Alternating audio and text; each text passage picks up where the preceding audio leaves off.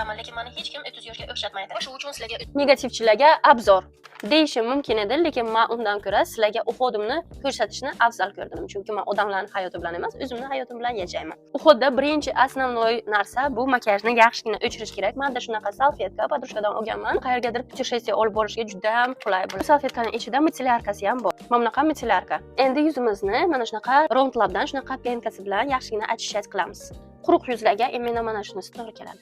Kimni yuzi ugrilar yoki problemli bo'lsa, quruq salfetka bilan, одноразовый salfetka bilan foydalaninglar. Va haftaga bir marta yoki ikki marta mana bunaqa maskalar qilaman.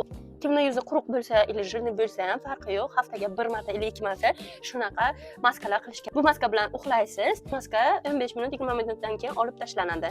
Lekin bugun biz hech qanaqa maska qilmaymiz. O'zim uchun ikki xil uxodim bor. Bu Round Lab. Bu nashno emas, просто har kunlik uxlashga krem. Meni kosmetologim bergan kremlari. Sizlar bilan Round Lab qilamiz. Meni yuzim juda ham quruq, особенно qishgi payt meni yuzim juda ham quruq. Ko'z atrofiga shunaqa krem, roliki bor. Endi 30 ga kirganimni hech kim bilmasin deb shunaqa qilamiz. Oxirgi etap mana eng sevimli Dalba sprey, svirtkasi va yog'i aralashtiramiz.